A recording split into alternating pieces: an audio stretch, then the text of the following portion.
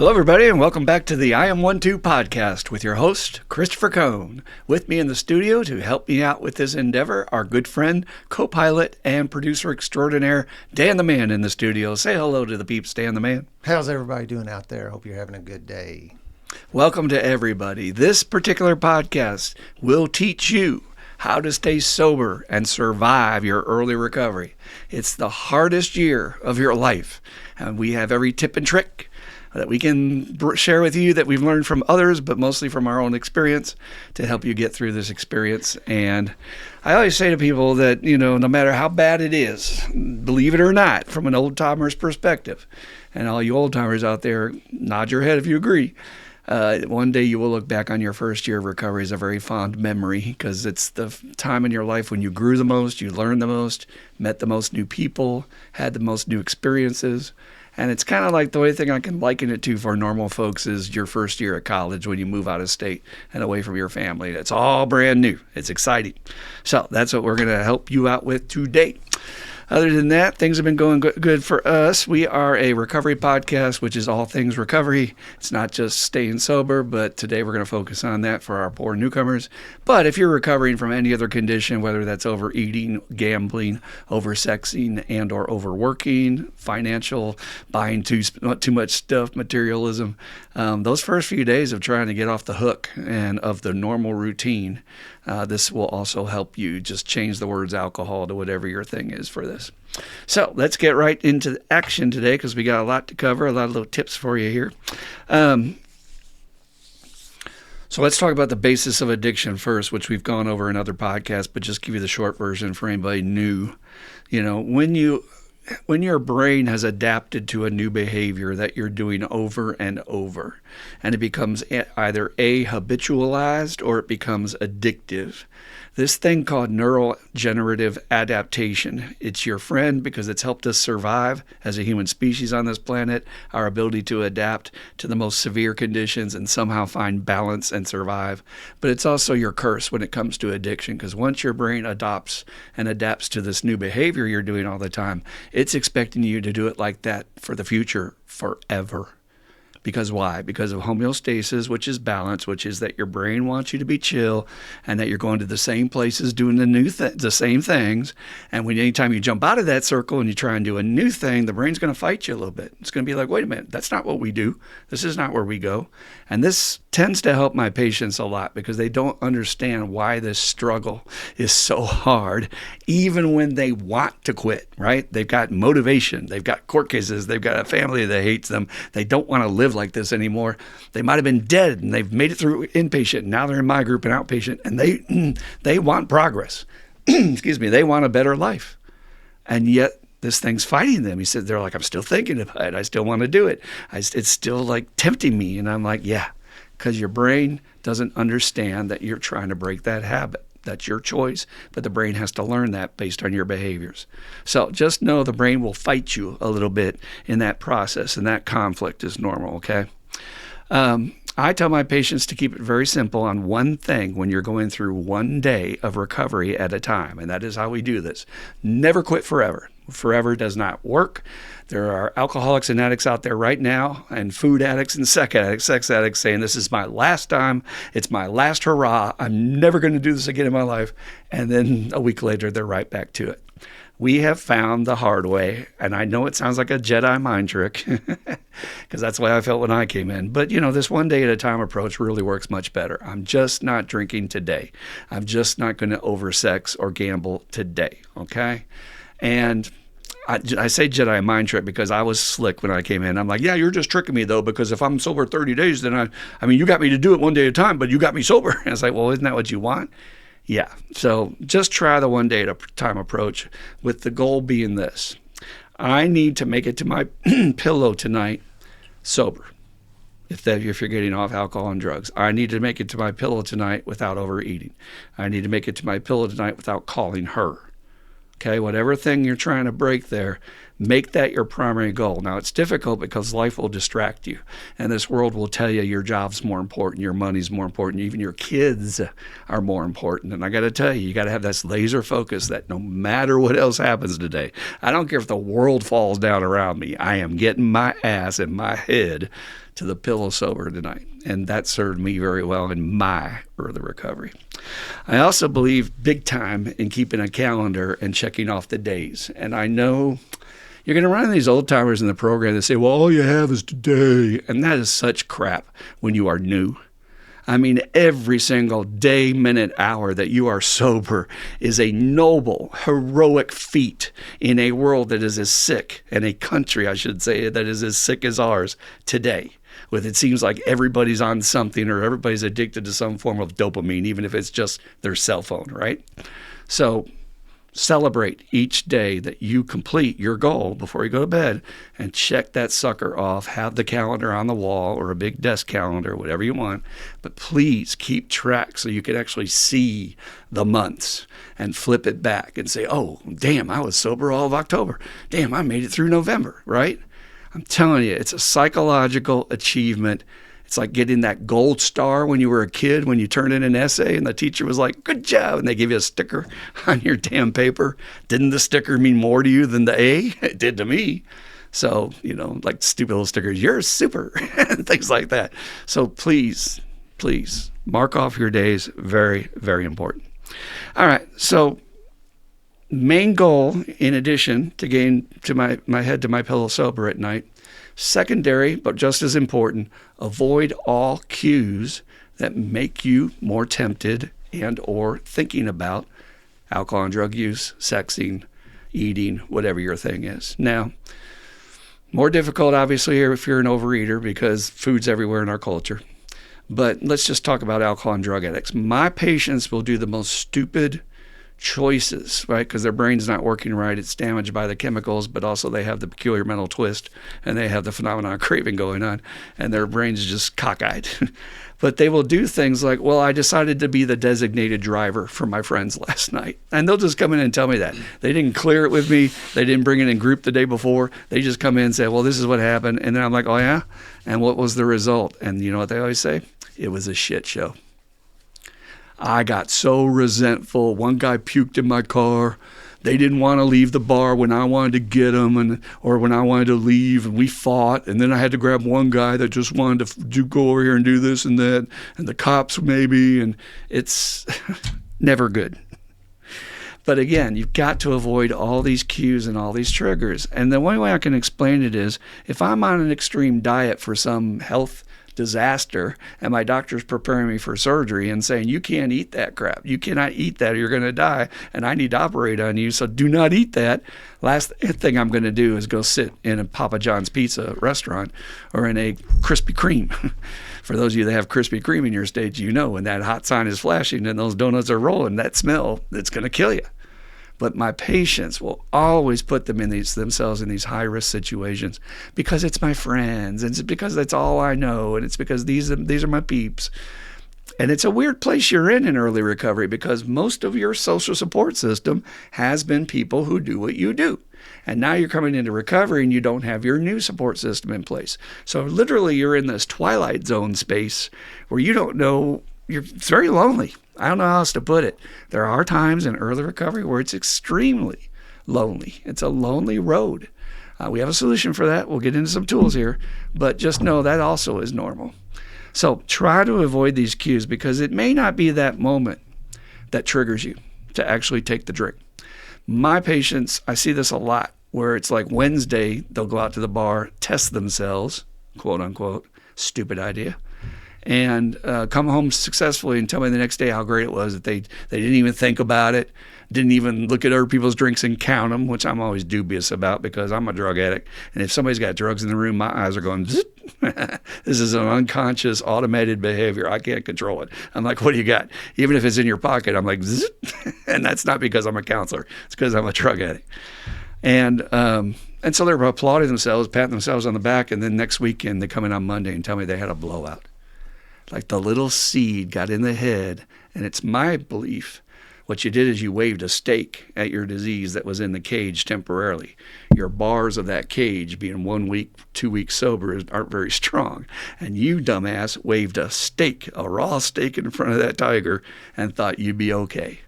And it went, came out and got you over the weekend. So don't inflame by making bad choices. Don't go around the stuff. And don't keep it in the house. If the eating thing is the thing, or if you're trying to get rid of your computer because of pornography, or you're trying not to get online and go buy stuff, get rid of it for now. Give it to a friend. Let them hold on to it. Just make your environment safe. That's another major rule. As long as we're making our 3 rules, let's review them real quick. Get my head to my pillow sober. Freaking avoid all cues and triggers to the best of my ability. Don't fucking inflame it by intentionally putting myself in those positions. And this whole thing about, and it just went right out of my head. What did I just say? Stuff around.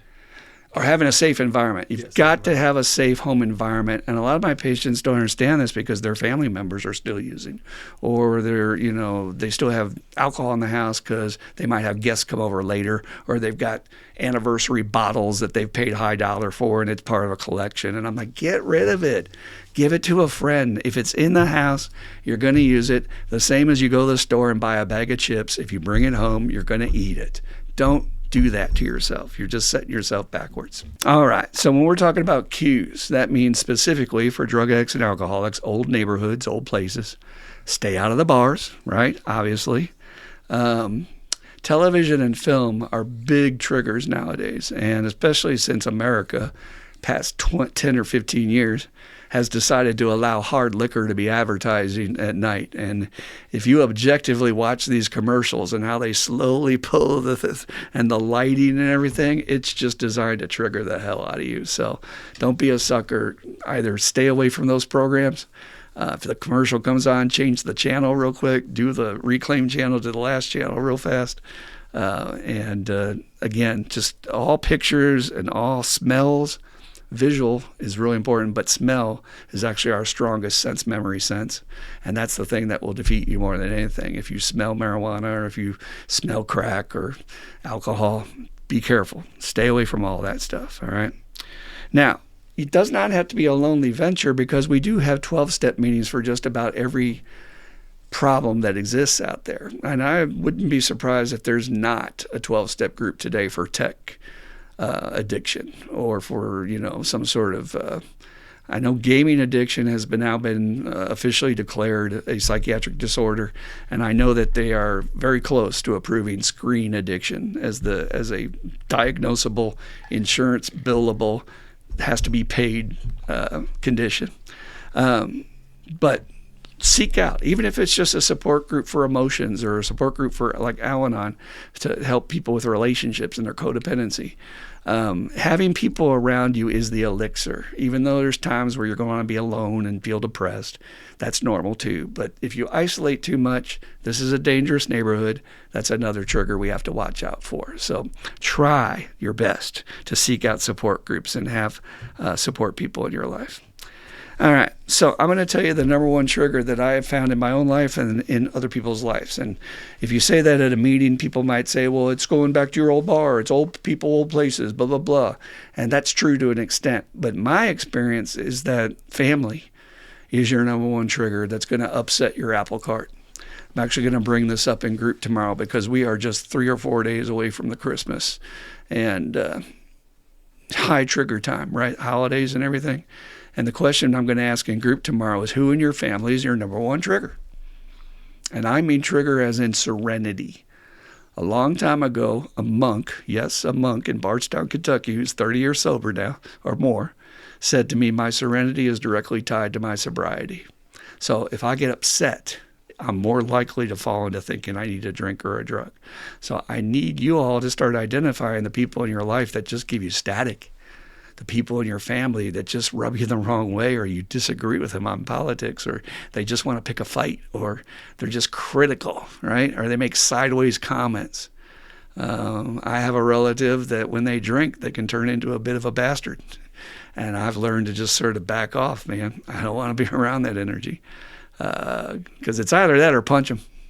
And, you don't want to go to jail. You don't want to get an assault charge. So just beware. Even though they love you, and it seems like a strange mystery that these people who gave you life and are supposed to support and love you can turn on you in a dime by accusing you of being drunk or high. That's the big one I hear in group a lot. Like, I'm doing the best I can, and I came home last night, and just because I was happy because I went to the meeting, they're accusing me that I'm high. And they're like, well, I'm going to show them. I'm just going to go get drunk. If I'm putting in all this work, and that's what I'm going to get accused of, right? They turn into the self-pity, persecuted thing. So beware. Family is your most dangerous enemy, and it'll be very subtle. It may be something they'd say and you didn't hit you till you're driving home, and suddenly you're like, hey, what'd they say that? What was that? That was some fucked up shit. So be careful about that, all right? All right. So slippery situations. Let me give you a couple of tools to deal with this as well as to deal with the family triggers, because we have a lot of proven wisdom that is shown to work the best to deal with these. I'm giving you all a lot of number ones, but there is a number one with this one. Always take your own car. Always take your own ride. Always take your own car. Don't get stuck. Don't get trapped at a place. Don't go with somebody and then rely on them that they're going to determine when you have to leave. You've got to have that escape route that when you need to pull the trigger, I'm out of here. I'm heading to the meeting. I'm heading to the sober club in town. I'm heading to my sponsor's house. You've got to have that out. Just like I said with the designated driver dude. And then, they're all mad because nobody wanted to leave the bar because they're drinking, but he's ready to go home. He was stuck because he's the driver. What he should have said is, here's the number for Lyft and Uber, and I'll see you later. You got to have some boundaries. You got to take care of you. And don't worry if they don't understand it. In fact, your actions may light the way to save one of their lives down the road.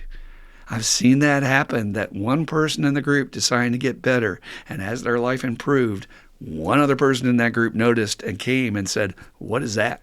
What are you doing? I might want to try this. So somebody has to be the first one to jump out.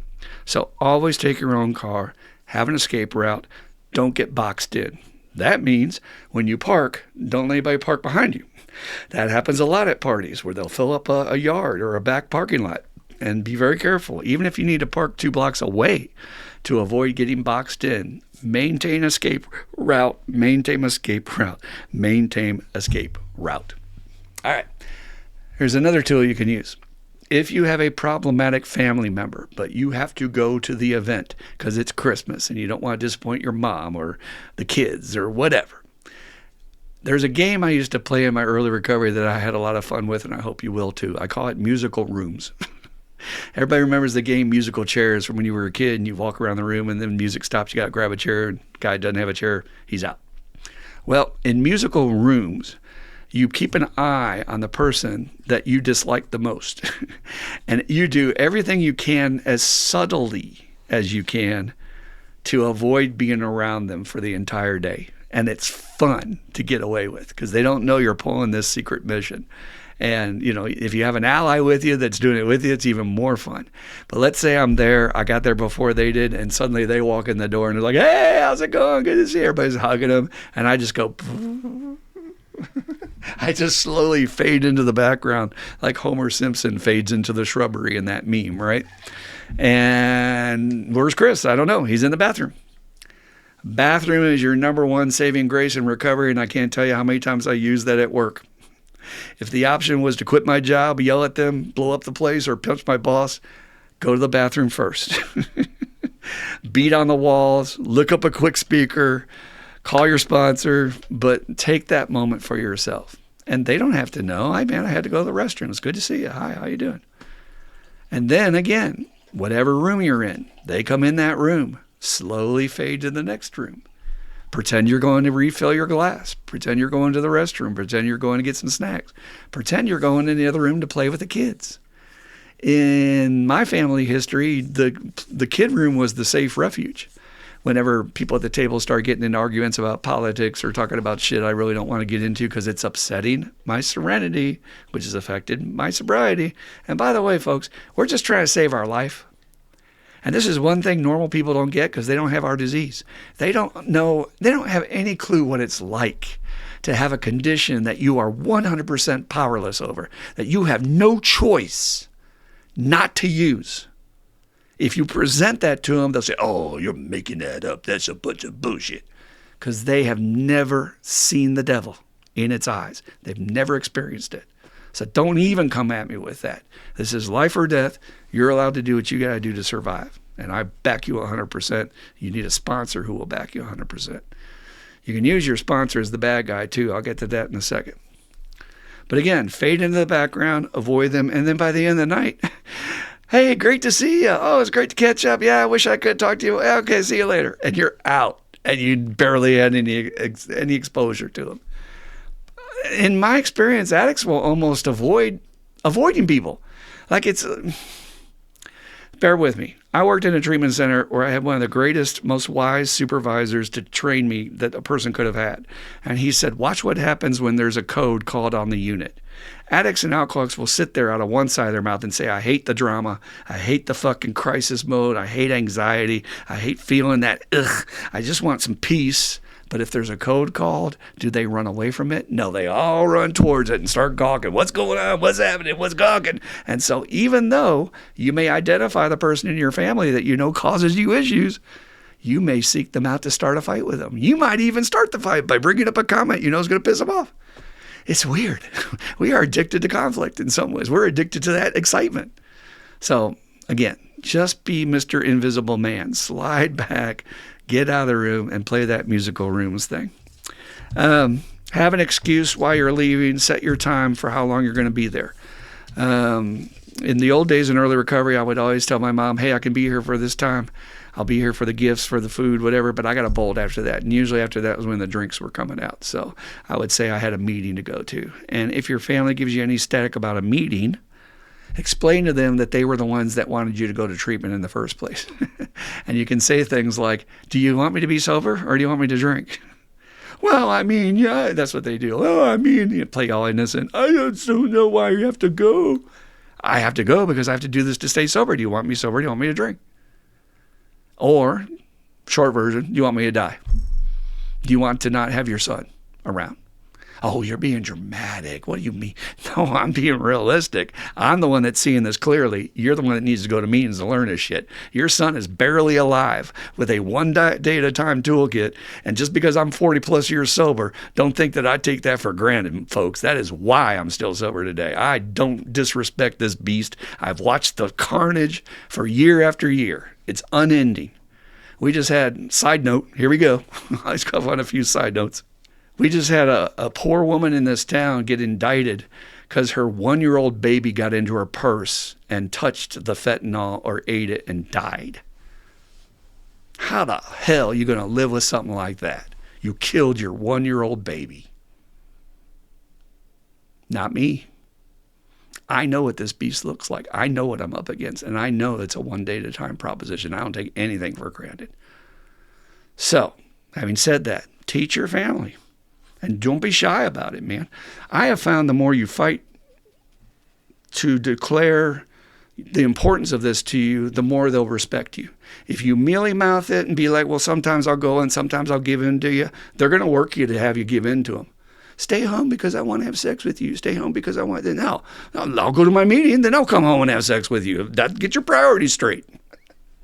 And now, frankly, today, I won't have anybody in my life that doesn't understand that that's my priority. It's as important to me as somebody doing their cancer treatments. And if you really love a person, you're going to try and talk them out of going to their cancer treatment. How selfish are you? And I am totally okay with you folks out there turning that crap back on your family. Turn it right back on them, man. Because we do not want to end up back in a treatment center or in jail, prison, or dead. Institutions, jails, and death. I'm not doing that. Sorry. And then in the long run, they'll thank you because you'll be a good son, a good daughter. You'll be there. You'll be sober, a much better version of yourself. It's all win-win. But you have to, Beastie Boys, fight for your right to stay sober. Yes, that's what we have to do. So, back on track. So, have a plan that I'm going to be here at a certain time. I can stay for this certain amount of time, and then I got to stick to that because, again, they'll try to work you, stay a little bit more, stay an hour, blah, blah, blah. No, I told you. I'm trying to make that 3 o'clock meeting. I got to go to make the 3 o'clock meeting. Here's your wild card, your trump card. You can throw down the table if they still give you shit. My sponsor's making me do it. Boom. And here's his phone number. Boom. I swear to God, in all the years I've told my sponsees to use that, I've never had a parent call me to question my judgment. And frankly, most of them are just thankful that their son is sober and that somebody is helping them. I did have one parent one time want to meet with me. It was a little odd because her little boy was not a little boy. He was a grown-up man, but she was like, I need to check you out. And I was like, okay. It was kind of odd, a little interview like I'm a child predator or something. But I played along. I sat on the porch swing with her and talked to her. And that was my good friend, Derek, who unfortunately didn't make it. God bless his soul. Terrible heroin junkie. So that's what we're up against. And that's why I'm still alive, and I'm not going to go down like that. So you got to have that fire. Do not let anybody take out your fire, period. Don't let anybody piss on your fire. This is your life. So blame your sponsor. My sponsor's making me do it. Here's his phone number if you want to call him. They won't call. They're chicken shit. And or your counselor. Ask your counselor, can I use you as an excuse that you told me I had to go to a meeting? Sure, I'll do that for you. That's not a problem. So again, little tactics. And here's one last one I want to give you that's extremely effective. There are certain times when you have to go to an event that you cannot avoid because it's work-related, and if you don't show up, your boss will think badly or it might affect your job, and you just got to put an appearance, right? Always take an ally, and ideally a sober ally, somebody that's in the program, maybe even your sponsor. Your sponsor might want to go for a free meal. Invite them to come with you.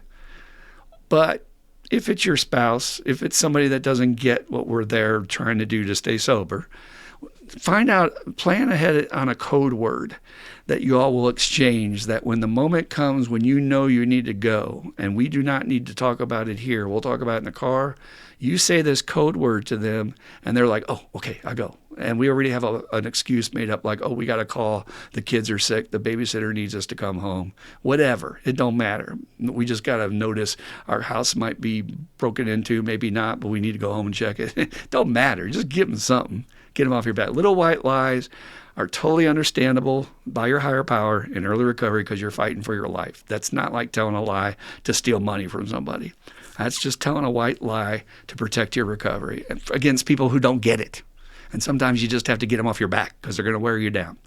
So take that ally. I look at my ally and I go, Cheetos, Rosebud. It has to be a word you don't use in normal conversation. Maybe you would use Cheetos, but again, something that wouldn't normal. And you all have agreed ahead of time you're not going to discuss it there. This is vital if it's your wife. I'm telling you, I shouldn't just say wife, I'll say husband too, but I'm telling you. Well, why, honey? I don't understand what's wrong. You were fine. You were just fine. What do you mean you want to drink? You know, you shouldn't want to drink. I mean, you take a drink, what the hell? How could you possibly want to drink again? I mean, why? And suddenly you're screaming at this person you love in front of 30 people. And maybe even your boss. So you have agreed, no discussion. I pull that trigger, we're in the car. I'll talk to you about it on the way home, about what triggered me. Sometimes it's hard to get them to play along and follow the rules, but I'm telling you, that one really works. An ally to hold you accountable. Going on your own, I almost think it's a pre-planned relapse. You're giving your disease way too much rope. Oh, I'm just going there to. I had a patient recently who just wanted to go and see what it was like to look at their drunk friends sober. And I said, that's not a good idea. Oh, it'll help my recovery.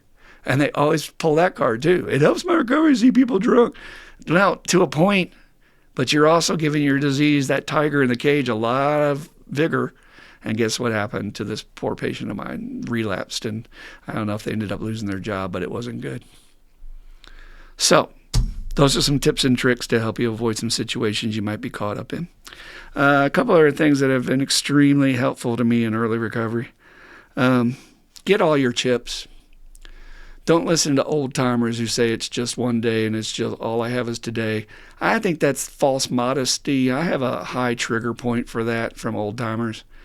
You know, you name me one old timer who's not really proud and or looking forward to their next big milestone, whether that's 5 years away. I just hit 40. That's a big milestone. And I'm going to pretend like it's not a big deal.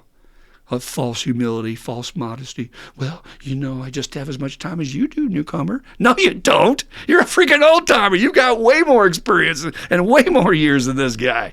So again, this isn't ego. This is just celebrating recovery, which is a miracle. You did the work. I've been taught by my sponsor, it's not ego to give yourself a pat on the back every now and then and say, good job. That's it. I'm not going to walk around like I'm Mr. Recovery and I got 40. That's ego. But saying this is my anniversary date, I'm here to get some love. Get some love. So please get all your chips. At my group, we give out a chip for every month. Not every group does that. And I would ask you to reconsider if you go to a group out there that only does a 3-month, 6-month, 9-month deal. It means a lot to our guys to get that 2-month, to get that 4-month. And then we actually have an 18-month chip now to help them over that bridge, because once you go your first year and you get all those chips there all the time, and then your second year you don't get it to your next birthday, that's a long stay. So let's give them a midway point celebration, It makes them feel a part of the group. The group gets to know them because their name and they're up there talking. And I can't say enough about that, man. Get all your chips. Keep them to pass on to your next newcomer. And that's fun as hell to give them your 1-month chip or your 1-year chip. And it's so important to get those rewards. Having said that, develop other healthy rewards when you want to use or when you want to eat. It could be a hobby, it could be something you like to do like a video game or read a book or go fishing or work on your motorbike, but try to develop hobbies and other things to take your mind off this obsession. It's always there except for one thing scientifically. If I am distracted, this is proven, with a physical task that also demands that I concentrate mentally, you will forget the urge to use. It's the most effective technique out there. One of the best ways to do it, I was told, is play checkers or chess with somebody or cards. When you're doing a physical activity and you've got to concentrate to do a mental, maybe it's one of those games where you have to remember where the card was to get doubles and put on it and you're trying to memorize. That will distract because your brain just can't hold on to the obsession at that point. But hobbies, activities, anything to celebrate. I did good. I got my 1 month. Let's go out and get a soda. My sponsor, boss, same one and the same. He would take me out for pie. We'd go out to Perkins, and God, I miss Perkins. It's a bottomless coffee mug and breakfast all day long. And oh my God, had such great times and great conversations late at night after meetings at Perkins. I really miss that in this town. We had one, but it burned to the ground. It was kind of an odd thing. But anyway, when we finally got one. Sidetrack. I told you we have a few of those. So celebrate. Find other activities and ways to reward yourself. Last thing you want to do is say, I'm just not going to do nothing. I get these people in my group, and I will suggest you've got to give your brain a reward to distract it off this fire that it wants the other reward. So please have some sweet tea. Please have a soda. I don't care about your sugar level. Do what you got to do to get through today. And you know what they'll say? Well, I went to the party, but I didn't do what you said. I just drank water. Water for an alcoholic or a heroin fiend. Water. Really? Not me, brother. I've learned. I follow directions. My sponsor told me to get that treat, so when I go around my family, I'll walk in the door with a big old giant Starbucks, and I'll make my brother jealous. Hey, man, you get it for me? Nope. You got your bottle over there. I got this. And, look out for yourself, man. Gots to. Nobody else will, except your sponsor. But to the point, you got to look out for yourself. All right. These last tools I want to give you today, I cannot say saved my life so much in my early recovery. I used to take long walks, and this is a crisis crossroads in your life's journey that is so important for you to focus and reflect and ponder on. The questions should go like, okay, what happened to get me here? What do I need to change? And what do I like, what I don't like? And then where do I want to go from here afterwards, the crossroads? So I would take these long walks and just ponder my sobriety, ponder my goals, ponder things like, why am I doing this in the first place? And we've lost that art in our culture. Some people will go on walk for exercise, but taking a walk for meditation practices, and I was lucky to be up in Minnesota with the great Minnesota woodlands they have up there, and get into a quiet space away from all traffic sounds. Occasionally you hear an airplane going overhead, but that was so restoring, very restoring. I never came back from a long walk and didn't feel better. And again, just time to reflect about your life. Don't be so freaking busy with the job and relationships and all that stuff. You've got to work on you. So long walks help me immensely. Journaling right before bedtime. It's a cheap investment. You get a little spiral notebook, you get a pen, and you just freaking write what happened that day. And it doesn't have to be a big endeavor. I have listened to a lot of therapists say that the obstacle they run into with their patients when they recommend journaling is the patients overthink it. And they think they have to do a certain amount, or it has to be a certain way. And it's like, no, your journal is your journal. Most important part, nobody can see it. So please lock it away. Make sure nobody gets access to it. Protect yourself. And then you have the freedom to write whatever you need to, or draw cartoons, or just doodle. But you put something down. Now, my sponsor called this taking out the trash. And I get every patient in my group coming in here in early recovery saying that they can't sleep. I don't know if you understand, Christopher. I got anxiety. I can't sleep. Well, did you ever try taking out the trash? And I'll explain this whole deal, that all day long as human beings in America, we are accumulating too much noise in our head from all the technology and all the news feeds and all. I know what's going on in other countries today, and I don't really need to know that to stay sober. What do you do to dump that? Do you do a hard drive reboot? Do you do a virus scan? Of course you don't. We do it on our computer. Sometimes people even reset and restart their phone, but you don't do it in your life or your brain. That's what journaling does. Gets that stuff out. Or as my sponsor said, you wouldn't cook fish or some smelly substance and let it sit in your garbage can overnight and stink up your house. You would take it out to the trash, would you not? And that helped me sleep well. I slept pretty well in my early recovery. Maybe not when I was in the treatment center, but when I started doing that tool of journaling. And I still have my first journal. I've got to burn it. I got to get rid of it. But there is one page in there where I just wrote F, F, F, F, F, F, F, F. You all can fill in the blank. And I figured that was a pretty bad day for old Christopher. But again, I look back on it fondly, like I wonder what was going on. I wonder what happened that day that I was so upset about. But I stayed sober. That's the whole point of this whole podcast, right? All right, here's the hard one, guys. You've got to avoid early romantic relationships. You do not need the hassle. You just don't need. You've got enough to deal with your craziness. And so you're going to invite another person who has their own brand of craziness into your life and try and navigate that with your own sobriety. It's a setup for failure. And the bad news, you are sick right now. You're going to draw another sick person to you.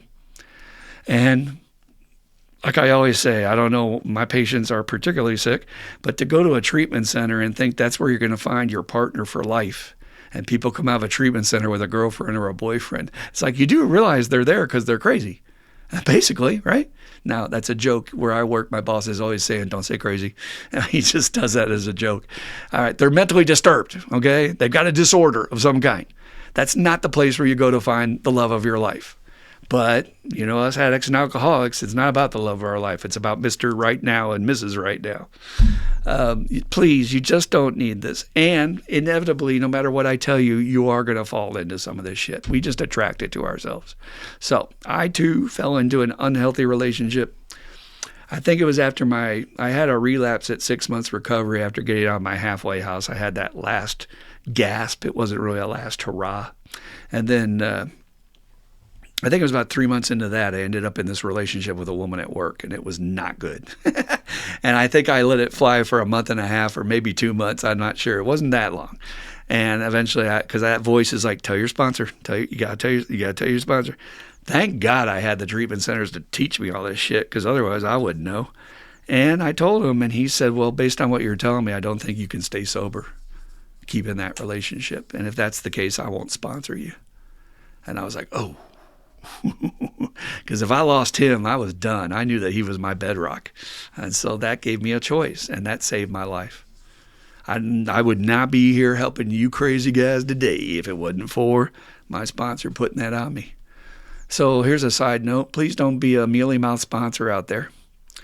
I had a patient come to my group recently, and they had been sober a while, and they've recently relapsed. and they're devastated. And the one thing they said that caught my ear more than anything else, my sponsor didn't really push me. Wait a minute. My life is at stake. My freedom's at stake. My money's at stake. My kid's life is at stake. My home is at stake. It's not important. You're going to fucking be lazy and not push it with me? I know each sponsor has their own style and we need all types. But pick one that's going to hold you accountable. Pick one that's going to make you make hard choices like that. Because that saved my life with my sponsor. If he had not been strong enough to tell me it was wrong, I shouldn't be doing it, and it's going to get me drunk. I mean, mealy-mouthed it, well, you know, it might work out. We do have these people occasionally, and I hear that all the time, too, as an old-timer. The one person it worked out for, and they got married, and then you have to be suspect about, yeah, but how is their relationship at home? Is it really working? Are they really working their tools? Maybe. But it's so freaking rare. It's the great white, orca. It's Moby Dick. You just can't find this thing. So please don't add that extra weight to your recovery. You've got this small tethered thing that everything's hanging from, and you're just going to add more weight and more weight. Or the other analogy I use is science class, when we all saw the little chick emerge from the egg, and it was like wet and sitting there like it could barely stand up. And you're going to take this cinder block of a new relationship and go, carry that, dude. You just don't do it. We overload ourselves. Don't do that, please. All right. Let me talk about the last thing. Oh, two more. We are in an age that you all have a tool today that I didn't have, and I can't get my patients to do it. I will beg them to do it. Now, when they do, I'd say 10 times out of 10, they come back to group and they thank me and say it was freaking awesome, and they don't know why they didn't do it before, and it helped them a lot in their recovery. But the rest of them, I don't care what I say. I can beg them and say, I'll give you $1 million if you do it, and they won't do it. Listen to recovery speakers online. Listen to recovery podcasts like this one. You all are so lucky today to have this resource. I'm in the 83 listening to my Sony Walkman with cassette tapes. And that's what I had to just when I'm walking. But if I had speakers to give me all this juice and give me all these tools and tell me it's going to be okay on a daily basis while I'm at work, holy crap, what a game changer. And I can't get people to do this, and it's free. If you truly went out there, not just on YouTube, but just Google AA speakers, there's so much to listen to, you could never exhaust it. On Spotify, Apple, everywhere. So take advantage of technology in that one area. And I'm going to put a plug in again like we did last week or whenever.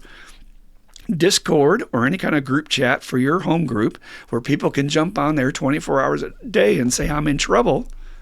And there's somebody there to help them. What gold is that? Sorry about that. Got a little dry in the throat there. That would have been gold in a desert to me in the old days. I would have been like, how is that possible? You mean I could just, at any time, even at work in the bathroom, reach out and say help, and somebody's going to give me support. So if you have a home group, consider introducing that into a home group meeting and say, can we do that? Do y'all mind if we start a group chat? People can be anonymous. They don't have to put their names in there fully or whatever, first names, whatever. It's not that big of a violation. But it's just for the group. We're not sprinting out to everybody else. So consider it because it's an amazing tool. All right. I'm going to give you my number one tool that I think carried me through my worst days more than anything else. And I want to coach you on this, and we'll wrap it up and get Dan's take in here. Please have a dream, a vision, a goal that seems so outlandish that you probably believe it's not going to happen, but you're still working towards it, and you still have this vision in your mind of what that would be for you. The ladies in our groups in town here actually have a workshop once a year where people will create vision boards where they get together and they take a lot of pictures from magazines and build their own collage of what they want their life to look like in recovery, and then that's on their bedside or their dresser when they wake up, and they see that first thing. First thing you wake up, that's what you see is Hawaii, or you see a beautiful car or a woman or whatever you want in your life. And there were days, and there are going to be days, guys. All I can tell you is from my direct experience, I didn't know if I was going to kill myself or kill somebody else. I literally am walking down the street with this knife scraping at my inside guts, just going, man on edge does not even begin to describe it. And I had to have hope. I had to have a window in the distance, some light, no matter how faint, that if I just continue to stay sober and get my head to my pillow tonight, I have a greater chance to get there. Now, my goal was to get back to the field of acting, which my counselors had coached me thoroughly I could not do in my early recovery. They said, you've been an actor your whole life. You've got to get to know who Christopher is. And this was one of the hardest challenges. I loved that profession. I gave up everything to go to New York and pursue it. And then I'm yanked because of my recovery, and I'm in Minneapolis. What happened? Not the plan, right? And it was such a hard time for me. I actually went to a Shakespearean play, Twelfth Night, I think it was, or As You Like It, it might have been, at the Guthrie Theater with one of my girlfriends. And I had to walk out in the first act because I was so hurting for wanting to do that and knowing that that was part of my old life and I couldn't do it today. I just couldn't be there. She found me in the lobby and I said, I'm sorry, I just can't stay. And she came with me. And I had that goal that I was going to do it. I was going to pursue it. I'm going to stick to it. And then little things started to happen in recovery. I got in some plays when I had some time and I got established in my recovery. And then I ended up teaching myself actually how to play guitar, working on my piano skills, played in a couple of bands. I would play at the church I went to, wrote my own music and stuff. So just things started to develop. But eventually the time came when I actually went back to school and finished my degree. And there was a period there where it's like, okay, here's the window. We're off to California. And I really am so happy that recovery provided me the balls to actually do that, because as I've learned from all my greatest teachers, the biggest regret people have on their deathbed is not what they did do wrong, but what they didn't do that they should have tried. It doesn't matter if you failed. You know that you did it, and you got to have that experience. So went out there, did that. Won't get into all that stuff, but the guy named Brad Pitt, it's kind of a cool thing. And, found out once I was sober and I knew who Christopher was, that whole lifestyle just, I won't even get into it today. It's a weird profession, and anybody that works in it understands. But I did it, and I found out that's not really what I want. And it also led me to challenge whether that was my dream or whether that was my parents' dream or whether that was put into me, and what do I really want? And through a long series of circumstances, found out I really have more of a writer's soul and even a musician's soul, more than I would say. Well, I can't say it. I have an actor's soul, but it's more like theater and stuff than it would be all that glitz and glamour crap. So finding out who you are and having those goals, there's going to be some dark days in your early recovery. You've got to have that thing. Maybe it's your family living in a country home and you guys are self-sustaining, or maybe it's having your own shop where you work on Harley Davidsons, or maybe it's, being able to travel and I want to see the world. Please put that goal that if I stay sober, I've got a higher power. My odds are going up like Vegas every day on the board that I'll be able to do that if I just don't drink and drug today. So there are some basic tools to help you get through this little deal. If you have any questions about these, or you have some tips and tricks of your own that you would like to share with the podcast, and we will pass them on, send them to IAM12, those 4 digits there, the word recovery @gmail.com. Again, that's IAM12, recovery @gmail.com. And we'd love to hear from you. Again, there's so many helpful things out there you'll hear at meetings to get you through the day. And we'll get Dan in here to share his experience. But the main thing is I just want you to have this chance. Very few of us are going to make it. One of our friends in group went to a funeral yesterday, and he said the saddest part of the funeral was it was a closed casket. And we all know what closed casket means. It means the body was so damaged from how they killed themselves that you don't want to see that. Isn't that awful? That's somebody's son. That's somebody's grandson. So fight for your right to stay sober. All right, Dan, you got any thoughts on your early recovery and what little tips and techniques might have helped you get through this nightmare? I'm going to start with the hot tip today of recovery. We got to put that on the board. Hot tip of the day. Flash it. Yeah, of recovery audio. I've listened to it, and it did save my life. It poured hope on me in early recovery all day long. And everything else I listened to in my life, I had attached to my drinking. So when I listened to music, I thought about drinking. When I watched TV, I thought about drinking. When I watched a football game or a baseball game or a basketball game, so I had everything tied up to it. And thankfully, my very first sponsor before you, one of the first things he did when he met me was send me a link to Earl H. And so here's what it is. It's XA speakers. So the X is like a variable, right? Because it's got OA and GA and CA and all this on it. But when you get to the homepage, it's xaspeakers.com. When you get to this homepage, at the top of the page, it says single speakers. You click on single speakers, then you go down to the bottom and sort it by the number of downloads. That way all the best speaker tapes comes up to the top, and start at the top and just start going down that list. It is so entertaining, such great speakers that bring humor into it, carry this message of hope, and it really did. That's part of the reason why I'm doing two recovery podcasts, is because how valuable recovery audio and that stuff was to me back then. Even 10 years ago, podcast really wasn't even a thing, you know.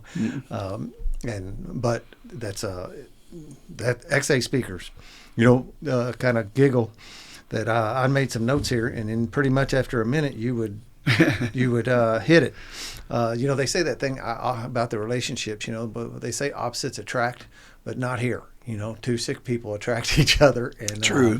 And it is. It's. I don't know if there's anything any worse for you in early recovery to need to have to do that. Find some ways to have fun. You hit on that a little bit with the distracting yourself with it, whether if it's playing guitar or doing something, some hobby, some kind of thing. But also find some ways just to have fun. You know, whether if it's listening to a comedy, or, you know, find something that you like to do and treat yourself daily, and do a little bit of self-care and taking care of you, something that you like to do. You know, most of my patients will say, well, I just don't know what that is, but I'm going to give them something, because I think you'll agree with me on this. The most fun, childlike, crazy, free will, and don't give a fuck fun you're going to have in recovery is going out with a bunch of dudes to eat and just laughing your ass off over stupid shit, or going on a hunting trip or something. But being with your peeps and farting and laughing and talking about women, and just please don't isolate. But yeah, allow yourself to kick back and just enjoy the ride at a certain point, you know? Because it is going to be fun. You will, just as Christopher said in the beginning, you'll look back at it, and yeah, it was tough. But you're gonna look back on it very fondly. It's going to be the most. You know, you change so much, and then the blessings that come as a result of doing it. I just want to give you hope that if you stick with it, man, I've never seen it fail, and I've never seen anybody's life not get better. Never. Not if they do the deal. You was talking about the calendar idea. The next time I sponsor a guy, next time a guy comes and asks me to sponsor him, I'm going to give him 2 assignments. Go get a hardcover big book and a calendar, and do that. That's fantastic. I had another one thought there, and I lost it. Like you was talking about, like a goal out in the future to do, you know.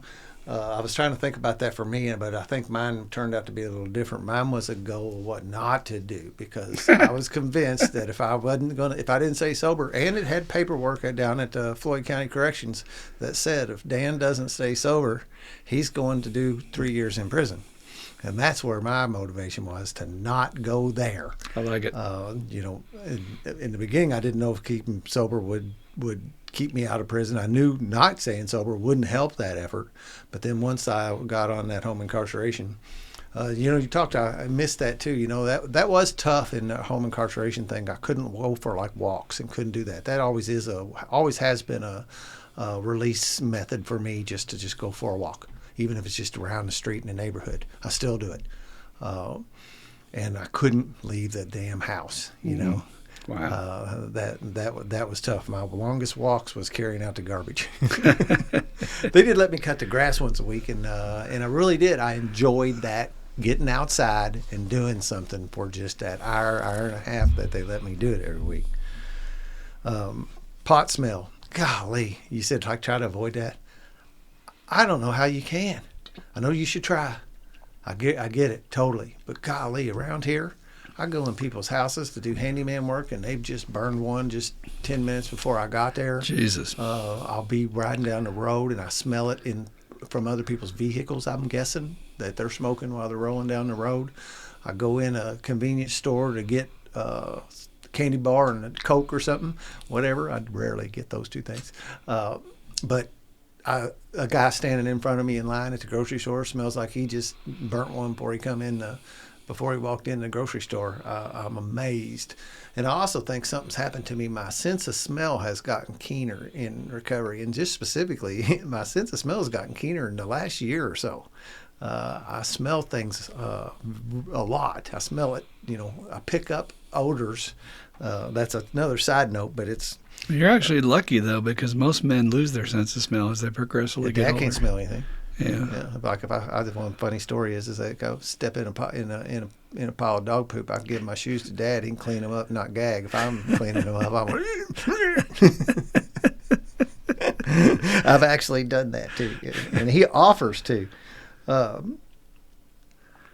The TV and media stuff is just, I don't know. I had another miracle in my life where that got taken away from me because in order that ankle bracelet was $100 a month, or $100 a week, $400 a month, $400 to $500, matters how many weeks was in the month.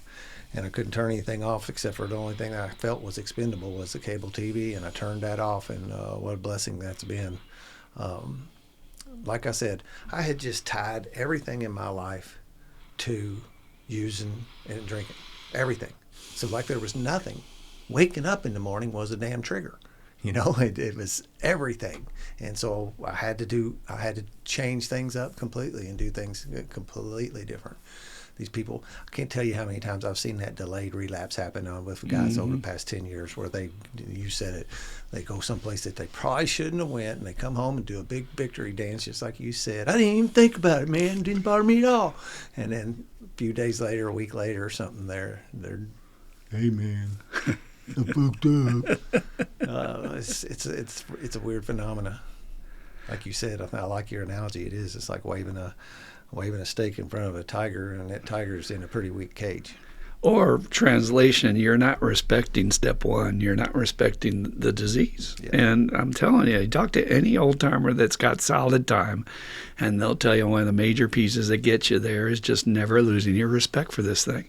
And every time I hear somebody come into the group and tell us an awful story, every time I see something on the news like the guy that got sentenced to 70 years last weekend, 70 years drunk driving. You got to have those eyes too. Normal people look at that and say, well, what do you mean that's the disease? It's like, get out of here. You don't understand. You're in grade school. I'm talking about college level shit. So, yeah. And it's okay to talk to your buddies about stuff like that too, guys. Everybody's my teacher. So bring that up and say, well, this guy's showing us how not to do it. What did you do wrong so I can make sure I don't make that mistake, Yeah, and like we say, build a support group. Yeah. Build a freaking support group. Your tribe. You've got to have that. Your life depends on it. And as long as we're at it, since Dan's mentioning the recovery audio over his right shoulder, which would be your left on the screen, is his Spiritual Underground podcast sign. So please look him up. And he has all kinds of speakers from the Louisville area, but also national. And lately he's been getting some really great outside-the-box speakers approaching recovery from just about every angle you can imagine. So I guarantee if you click on one of those, you will learn something, be exposed to something you never heard before. So very exciting. And he's the guy that actually started all this before we decided to try this. So Dan's a pioneer, man. Pioneer in the Louisville, Indiana area. There really wasn't very many recovery podcasts or recovery anything when I started mine. That's one of the things I did. I went out and started looking and trying to see and doing searches and stuff, and you come up with very little. And when I did hit stuff, it was frankly rather dry, clinical almost, but people weren't having fun doing it. A lot of the ones back in the day were just like an introduction, and they'd play a speaker tape. That's the ones I ran into. They really wouldn't have a discussion, so it was interesting. So those are our thoughts. And again, there's a bazillion other. Where do you hear this stuff? At meetings. You're not going to find it anywhere else. These are the people who have found the way out. They have proven methodologies to do that. So if do nothing else, zoom in and hear a little bit of it. And if I've never mentioned it on this podcast for anybody that's out there and they're dry and they don't know where to go to a meeting, there is an international AA meeting that is open to everybody 24 hours a day. Okay? It's called AA Group, 319 AAgroup.org. That's 319aagroup.org. Go to the website, click join. And I tell my patients it's just fun to go in there and to hear an Australian accent or to hear a British or Irish accent, and they're just struggling with the same stuff you are. It's the same exact story, and they're half a world away because we're all the same. So if you need a meeting anytime at 3:30 in the morning, you can't sleep, why are you going to sit there and watch some infomercial for bald-headed fake hair or something? Click on a podcast and listen to some people talk. It'll help put you back to sleep, relax you. All right. Well, we're going to shift gears here and head into our question and answer period where you, the listener, get to send your questions to us, and we will do our best to provide some experience, strength, and hope and help you get through this deal. So stay buckled up. Here they come. All righty. We have 2 questions for today, short and sweet. We'll get right into it. First question is, what is the difference, if any, between alcoholism and addiction? I think this is an excellent question. I love it because it seems so basic, but there's usually a story. There always is behind how we do things. So as far as I know, alcohol was such an acceptable condition compared to heroin and other things, particularly back in the day of Bill Wilson, where they were considered drug addicts, the scourge of society. So they had to have their own diagnosis, which was specific, I think, to sort of delineate, I'm not a drug addict, I'm an alcoholic. So they have this thing called alcoholism to show up as sort of a medical term / euphemism, I think, to sort of keep it light. Because alcohol is legal, and it doesn't bring all the stigma, and, because you were either alcoholic or you were a drug addict. And there's still some of that in the program today. It's really weird stuff because why? Alcohol is a drug. It is a drug. It is a drug. It gives you an effect. It causes medical problems. It's a drug. It has side effects. So that's where we started from. And then addiction started to come along. And at first, it really was just applied to drug addicts, right? So you've got a heroin addiction, you've got a cocaine addiction, things like that. And that was really up through the 70s and 80s and into the 90s. And then we began to broaden that definition to be like, okay, well, wait a minute. We've got people who are getting addicted to overeating and gambling and all other different disorders. So what are we going to call those? And so I've been in the field long enough to watch the diagnosis codes change, where when I was in treatment, I was chemically dependent. That's what they said, you're chemically dependent. So, and I don't know if that's the best term, but that's what they used. And then when I was first getting in this field, we would say like cannabis dependency, we would say alcohol dependency, things like that, which refined it a little more so that we were getting the drug in there that particularly you had a problem with. But now, with the advent of the Psychiatric Diagnostic Manual version 5, it's been out about 5+ years or more, maybe longer than that, 7. Now that's called substance use disorders. And then again, there's different ones, cocaine use disorder, methamphetamine use disorder. But the reason why I like that change is because it's bringing the science into it, that what we understand is that the heart of our illness exists in our brain. And so let's say you have heart problems and you've had a heart attack. That's where your problems are. It's centered in that organ. And the brain is an organ, just like your heart, just like your liver. So if I have a brain disorder, it means it's not functioning as it's meant to function. It's not functioning in order. Something's out of whack. Something's not working right. And obviously, we know with the brain being hijacked, using its own mechanisms of survival, motivation, and reward and pleasure against yourself, that's literally what's happening. The brain is in a disordered state. It's not operating the way it's meant to operate. So how does that answer your question?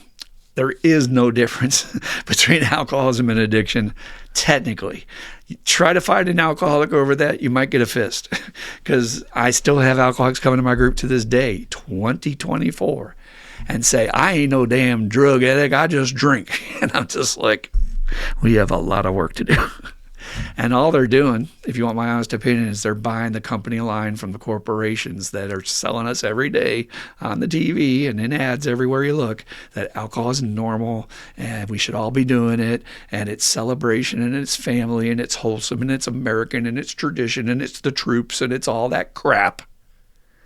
Yet, it is the most destructive chemical we have to your brain. next to meth.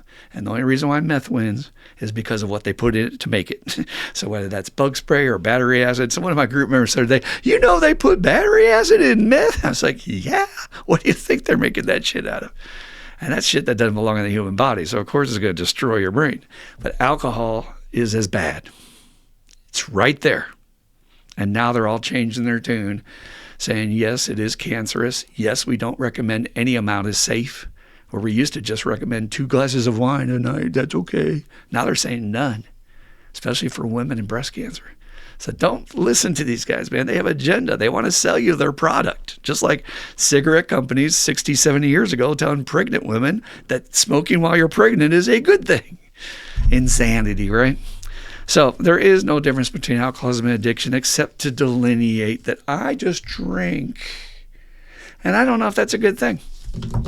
I don't know if it's good to just downplay what you did so you can kind of get away with falling back into it because you're not facing your truth. Now, I do need to add this because this might be where you're coming from, and it's just occurring to me because sometimes I'm a little slow. I chose at meetings to eventually call myself an alcoholic where I used way more other chemicals than I ever used alcohol. Believe me, alcohol was a fallback position. And if you ever need somebody in a clutch, you know where you can get a bottle, right? Because it's legal. But I was always going through for other substances if I had the means. And my sponsor came to me one day and said, why are you giving this long list of things of what you are when you introduce yourself? Why can't you just be an alcoholic in an AA meeting? Or if I go to Narcotics Anonymous, why can't you just say you're an addict like everybody else? So that was a test of my humility. It wasn't an honesty thing. There are, like I said, there's some people that are using it as an honesty thing where they're not being real about what they really used. I get that in patients all the time. They don't want to admit to their family or have their employer know that they're doing coke or whatever it is. So, but this is a humility thing that can I just be part of the group instead of saying I'm a real alcoholic or I'm an alcoholic, my name and my real problem is Chris. And, we got these fancy ways and all you're doing is drawing attention to yourself. Look at me. I have a special introduction. I'm different than you guys. And it's not joining the group. So that's why I personally call myself an alcoholic at an AA meeting. But you'll hear me on this podcast all the time say I'm a stone cold drug addict, period. I know what I am. So make your choices, what feels best to you. Talk to your sponsor about it. Talk to your supports. But technically, as a clinician, if I get a patient who's an alcoholic or an addict, I'm going to look at the fine details as far as triggers, because each drug has its own triggers. But I'm also going to treat them the same with the solution. The solution is still the same, whether you're on Coke or whether you're on Jack Daniels. So any thoughts about that, Dan, about any differences that you might think of between alcoholism and addiction or what you've seen about people that want to say I'm just an alcoholic? Well, I can look at some stuff where, like how people, one of the things is that they just overprescribe those pain medication for a while, and that person got addicted to it in a different way than I got addicted to stuff. Mm-hmm. I don't think it makes any difference. It's just, at the end, the tools to fix you and what you are at the end is the same thing. I'm with you, too, on that, and I coach my guys to coach their guys that way. Come in our meeting and say you're an alcoholic. That's just I use the analogy. I say, you like baseball? And they say, yeah. And I say, well, what's your favorite team? Well, Cincinnati Reds. I said, okay, cool. If the Cincinnati Reds invited you, or if the Chicago Cubs invited you to sit on their bench and during a game, would you wear a Cubs jersey or would you wear a Reds jersey? And I said, we would wear a Cubs. I'd wear a Cubs jersey. Of course you would. And that's the same thing we're doing in this meeting. We're all saying we're on the same team. We're all a level playing field, and we're trying to get to that. That's the deal. It's the meaning behind I am one too. It's saying I'm one of you guys. I'm the same. I'm not going to separate myself so I can be a little bit different from you. I love that story, but I'm laughing because I see an alcoholic or addict would wear you're right, the Cincinnati Reds.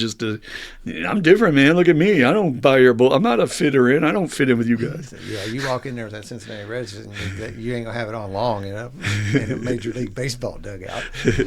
You may just get escorted out the door. But yeah, right.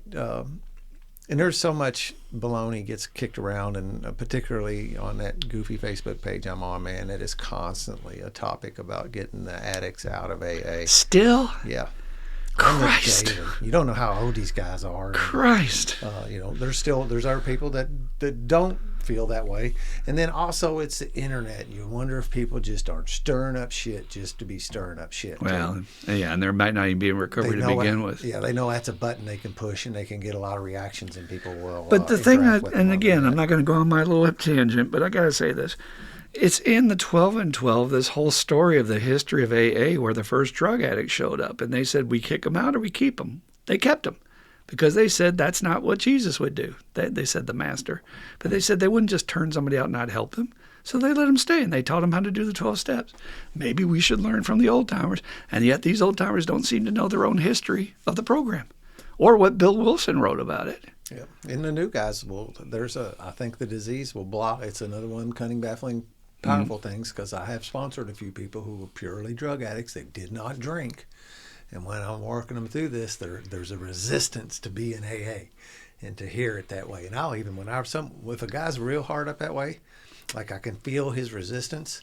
I've read the big book enough times that I can just change the word while I'm on the fly without, just like that's what I read, and I'll read it and change the words to what they do, and it works just fine. Another thing I'd add on to that, because this is really deep that you just brought this up. The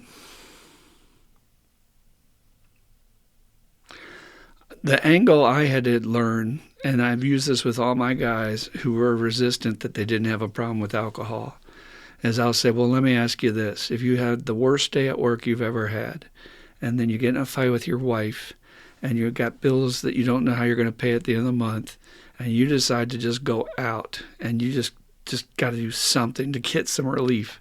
So you go to your local bar, and you have a beer. Maybe you have 2 beers, but it's not working because it's not your favorite. So you're sitting there and you're stewing in your shit, and you feel even worse because now you're only half drunk or not even.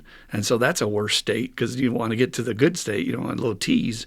And then your buddy sits down and says, what's up, man? What's wrong? Fuck. And you tell him all your problems. And he looks at you and he's got your back. He goes, here you go, man. And he slides that tin foil over in front of you. Now, with those 2 beers in you, are you more likely to take that? If so, that's called lack of control. That's called unmanageability. That's called first step. That means you have a problem with alcohol because it leads you to want to use your other shit. And I don't know anybody that used to use just one thing that much, really, anymore. So I know very, very few. I've had a guy I have a guy now that said that line you said. I ain't no goddamn drug addict.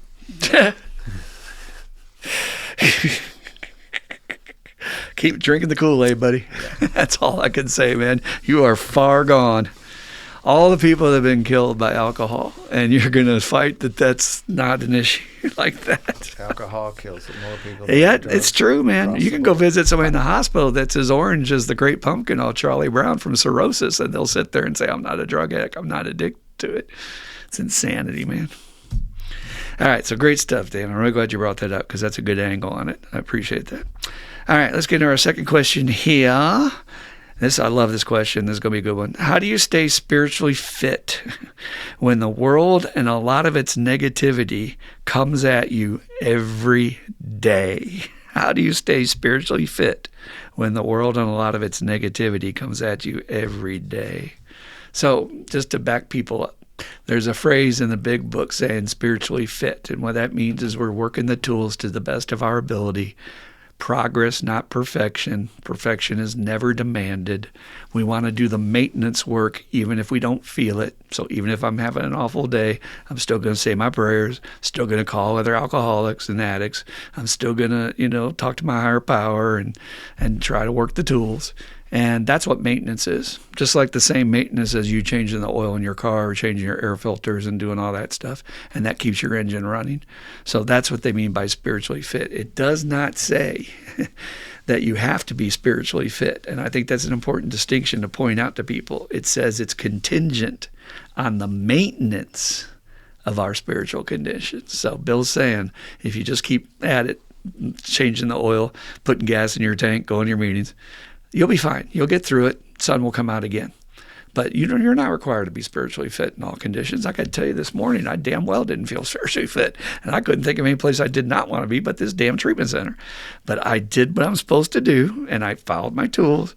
And guess what? The group's energy brought me back. And I got up, and by the end of the group, I was in a good space. It's astounding how much the power of the group always works. So don't ever isolate, stay at home. Always keep using your tools. Now,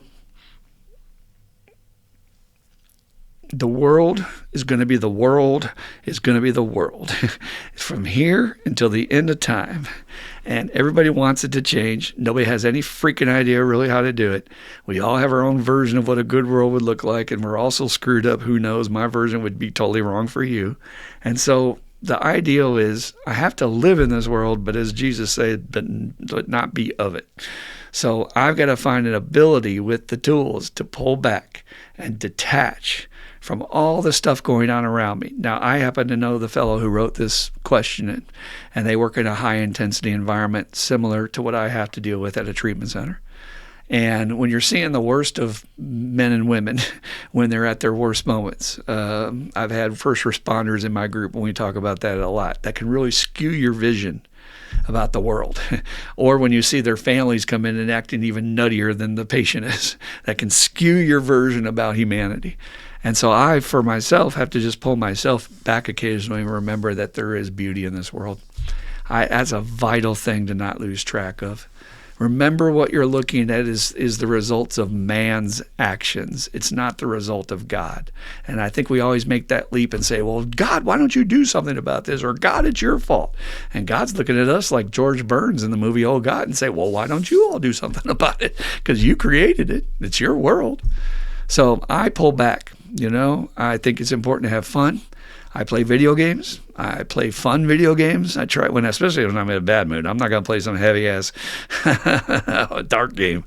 I'm going to play something that's going to lighten my mood, or watch a funny movie, or read something, or work on my hobbies, especially when I'm writing, things like that. But you got to feed yourself outside of that and balance that out so that you have reason to live, reason to have hope. And just turn off the damn news, basically. You say a lot of negativity coming at me every day. I would challenge you to say, well, how much of that are you allowing to come at you, or how much of that can't be avoided? Now, look, if you work in my high-intensity environment, I understand it's in your face.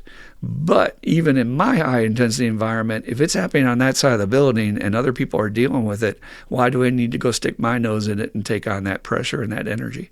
Because I'm an addict and I'm going to be drawn to the chaos. Remember we talked about that just a minute ago? Yeah, sometimes. Or I can say, I'm eating my lunch. I'm going to go eat my lunch. If they need me, they'll call me. But right now they got it handled. And I mean, people will be screaming and there's potential violence. But it's like, do I need to engage? Do I need to participate? Do they need me? No. Well, then maybe I can pull back. Especially important on pulling back when you're in a bad day. Don't look at the news. Go to something you're interested in and look up, I like to look at new models of cars coming out. The new Honda Prelude's coming out, and they just released today that it's going to be released in the U.S. So I'm checking out the stats and, just stuff to take your mind off the garbage, man. Feed yourself some positivity. Because you're right. It can seem like there's a lot of negativities, or you're running into just nasty, frowning, unhappy people everywhere you go. Now, be careful. I'm going to let Dan get in here. Sometimes you can get so skewed by that you go out there expecting them to be like that. And I'll be honest with you, just this last week, I was in the grocery store, and I'm expecting people to be nasty and short-fused and rude because they got to get their crap and do everything before Christmas. And I actually ran into more people smiling and saying, excuse me. And I was kind of like, well, look at you. Maybe you're the negative Nancy today. So don't let your job do this to you. And if you're in a high-intensity first responder, drama-filled environment, it's one of the most common relapse triggers, and a lot of people do relapse with those types of jobs. Have people in your life you can talk to about, decompress, get it off your chest. I'm instantly calling one of my buddies if there's any negative in my life. Dan can tell you for sure. That's one thing I'm really good at. I don't want to carry it. The minute I'm off work, I'm on the polo going, bleh, just to get it out. And then it's like, then I can go about my day just by talking about it. So what do you think, Dan? How do you stay spiritually fit when the world and a lot of its negativities come at you every day? Well, I love your point about like stay in that. That's and you're right, it doesn't. And like Scott Lee talks about them, it's the depend. It's our we have to maintain, do the spiritual maintenance one way or another.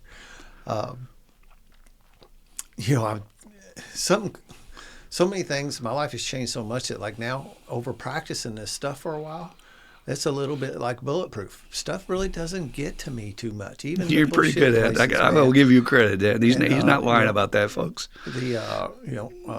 I've had a few incidents of late with my daughter here and there. My string will get pulled on that, but the very first thing I do is reach out to my support, like you said, and dump it, and because that's so. One thing is like that. We talked about Discord early as a tool in early recovery. It's a tool in later recovery too, because I can go in there and if I tell them what's going on, I got a dozen or more, 15, 20 people supporting me, sending me prayers, wishing me well, hoping it's over soon, and you got all that support energy and it deflects the negative. I got all this positive pouring into me, and it like dissolves that negativity in no time.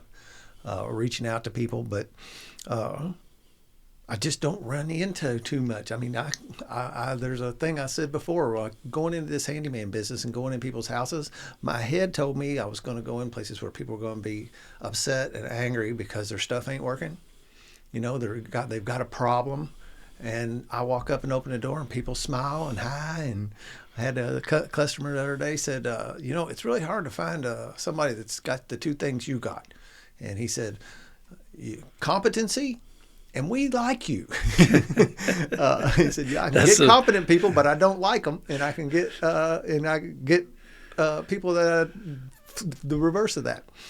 But I do know that people that don't have other jobs, and I don't know, I got an idea maybe who that letter was from, but like the guys that work at Forward on the line, I don't know how you do it.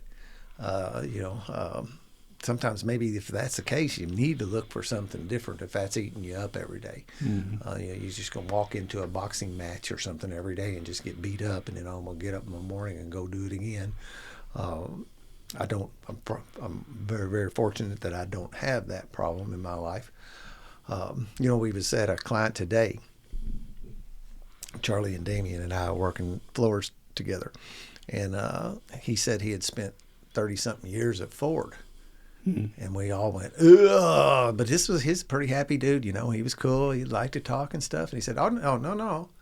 He said, you got to work in the right areas at Ford. He said, I was in maintenance. It was a completely different world working in maintenance there.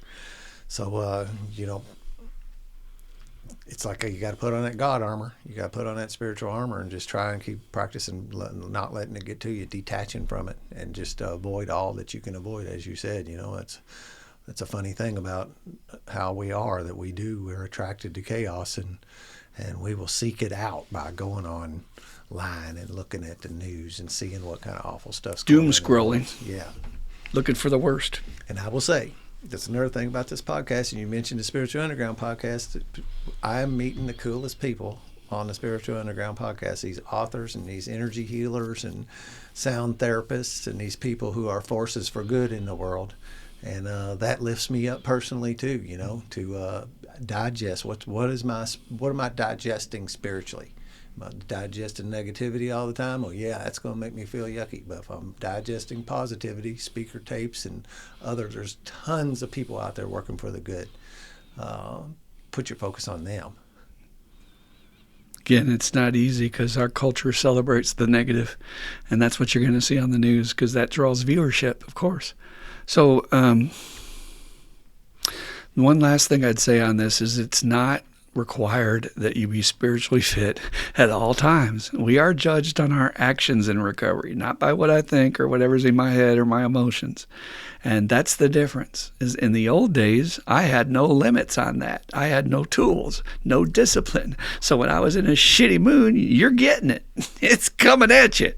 Today, I can actually be in a shitty mood and still show up for work, go through the day with a smile on my face. It's not fake. I'm just like being pleasant. That's a principle, right? Treat people with kindness, and people are like, it looks like you had a good day at work. And I'm like, well, actually I did by the end of it, but the morning wasn't looking so good. So it's sort of that suiting up and showing up and trudging, but don't put that impossible goal for yourself. There's no, it's a weird thing, man. People come in recovery, they think it's church. And I will fight to the day I die to dispel that myth. This is about honesty, being a human being, being who you are. So have your feelings. You're allowed to have your feelings. You're allowed to hate on life occasionally. That's a normal human experience. It's part of the journey. And but still use your maintenance tools. And as long as you use your maintenance tools, you will not relapse. All right. So thank you for being with us. We greatly appreciate you. If you think this podcast would help anybody that you know is struggling in early recovery from anything, please pass this on and or post on your Facebook page. Link it up to your sites. Like, subscribe, comment, all that good stuff.